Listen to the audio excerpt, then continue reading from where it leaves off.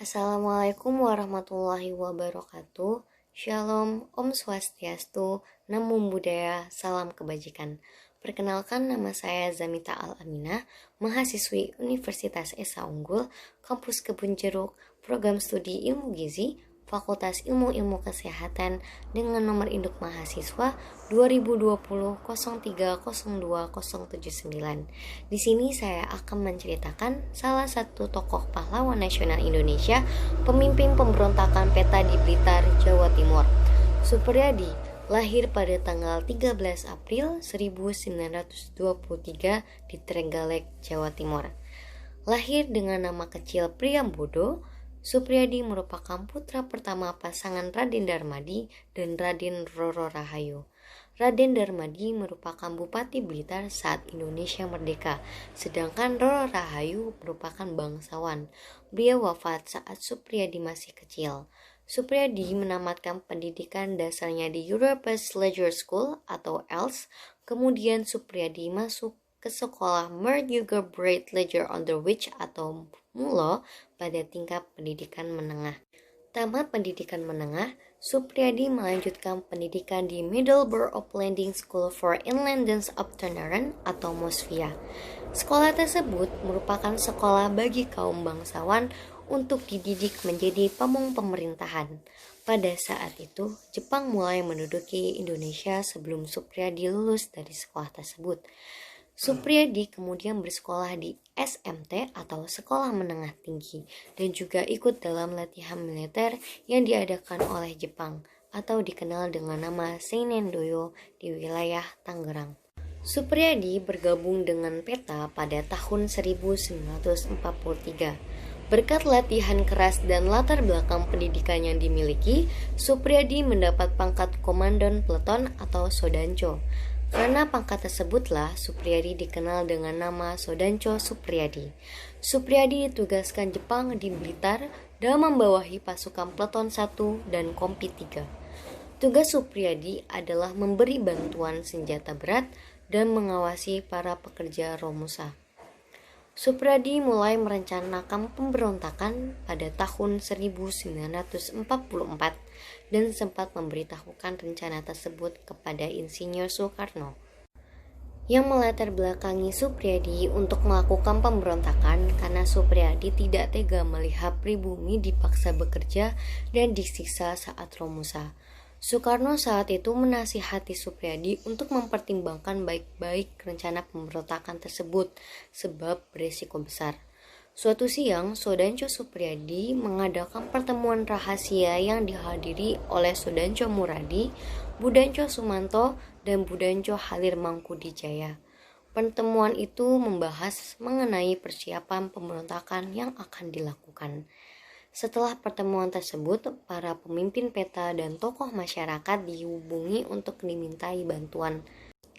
Pertemuan rahasia yang kedua dilakukan pada bulan Juni tahun 1944. Pada pertemuan itu, Supriyadi mengatakan bahwa pemuda tidak bisa membiarkan Jepang terus menindas bangsa Indonesia. Supriyadi bertekad bahwa perlawanan adalah harga yang harus dibayar demi sebuah kemerdekaan. Meski demikian, Supriyadi tahu resiko dari pemberontakan adalah penangkapan bahkan hukuman mati. Pada bulan Agustus 1944, pertemuan ketiga dilaksanakan. Semakin banyak orang yang hadir dan rencana pemberontakan kian matang. Hasil penting pertemuan-pertemuan tersebut adalah ditetapkanlah waktu dan tempat pemberontakan, yaitu Tuban, Jawa Timur. Pada 2 Februari 1945, sebagian Daidan sudah berangkat menuju Tuban dan Bojonegoro, Jawa Timur. Pasukan lainnya diberangkatkan tanggal 5 Februari 1945. Ketika sampai di Kertosono, rombongan diperintahkan kembali ke Blitar. Alasannya karena Daidanco di Bojonegoro meninggal dunia. Tiba-tiba Jepang juga memperketat aturan. Prajurit tidak boleh bergerombol lebih dari 5 orang dan tidak boleh melancong. Merasa Jepang sudah mencium rencana pemberontakan, Supriyadi kembali mengadakan pertemuan rahasia. Mereka bersiap untuk pemberontakan 13 Februari 1945 malam. Pukul 3 pagi tanggal 14 Februari 1945, pasukan peta Blitar bersiap. Sodanco Supriyadi kemudian memberikan komando dengan meneriakkan Hajime, yang dalam bahasa Jepang artinya mulai. Pemberontakan peta yang dipimpin oleh Supriyadi meletus di Blitar. Tembakan pertama dilakukan dengan menembakkan mortir ke Hotel Sakura, tempat di mana banyak terdapat perwira Jepang. Pasukan peta yang ikut memberontak lalu menembaki tentara Jepang yang mereka jumpai di Blitar. Markas Kempetai yang berisi perwira juga ditembaki, namun ternyata sudah dikosongkan. Jepang sudah mengetahui jika Supriyadi akan memberontak dan mengirim pesawat untuk mengintai. Melihat pasukan Supriyadi yang kian terdesak hingga ke hutan Ngancar, Jepang memerintahkan Kolonel Katagiri untuk menemui pemimpin pemberontakan. Katagiri kemudian menemui Muradi, pimpinan peta selain Supriyadi di Sumberlumbu, Kediri. Katagiri meminta Muradi agar menghentikan pemberontakan dan kembali ke markas. Katagiri memberikan samurainya kepada Muradi. Hal tersebut sebagai persetujuan bahwa Jepang akan memberikan pengampunan dan tidak akan melucuti tentara peta. Pemberontakan Supriyadi berhasil dipadamkan, namun Jepang tidak menepati janjinya. Sebanyak 78 perwira peta yang terlibat pemberontakan dilucuti oleh Jepang. Mereka diadili secara militer dan beberapa pimpinannya dihukum mati. Beberapa di antaranya adalah Muradi, Sunanto, Sudarmo, Suparyono, dan Halir Mangkudijaya yang dieksekusi oleh Jepang di Pantai Ancol, Jakarta.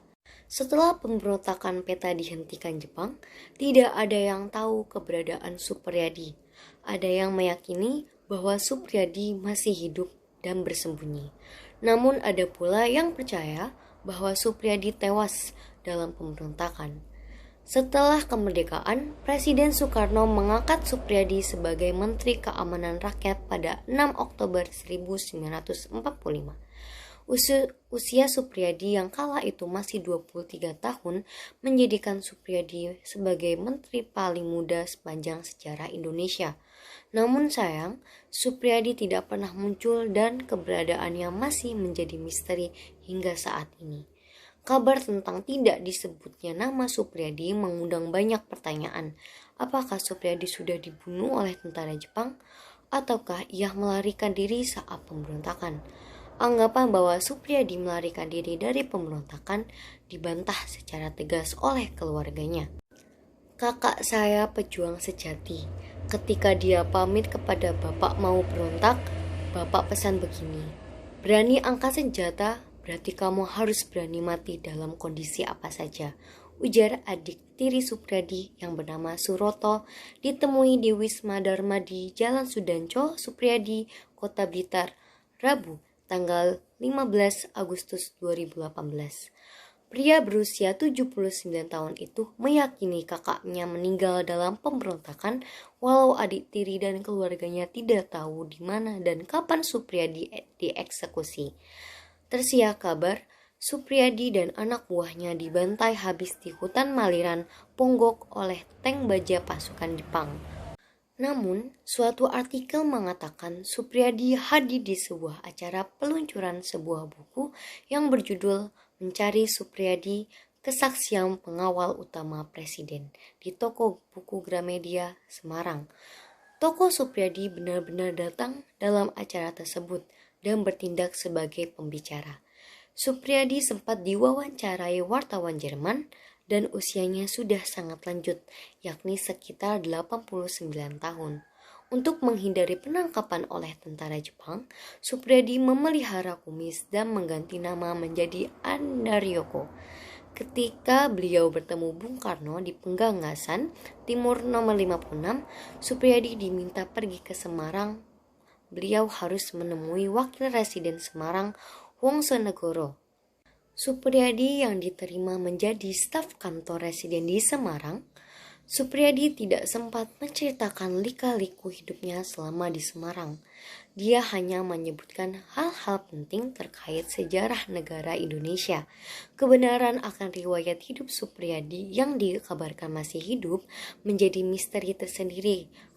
Apakah artikel tersebut benar atau rekayasa belaka masih menjadi teka-teki yang belum terpecahkan. Untuk mengenang peristiwa pemberontakan PETA di Blitar, pemerintah Jawa Timur membuat sebuah bangunan bersejarah yang disebut Monumen PETA, terletak di depan bekas markas PETA, tepatnya di Jalan Sudanco Supriyadi, Bondogerit, Maksanan Wetan, Kota Blitar, Jawa Timur. Monumen ini berbentuk sebuah patung yang mengangkat tangan kanannya, sebagai simbol bahwa dia tidak pernah menyerah untuk berjuang. Pesan itulah yang bisa diambil pemuda-pemudi Indonesia untuk tetap semangat dan tidak melupakan perjuangan para pejuang di masa lampau. Itulah penjelasan tentang cerita salah satu pahlawan nasional, yaitu Bapak Supriyadi. Jika ada salah kata dalam penyampaian, saya meminta maaf yang sebesar-besarnya. Sekian, wassalamualaikum warahmatullahi wabarakatuh. Shalom, Om Swastiastu, Namo Buddhaya, salam kebajikan.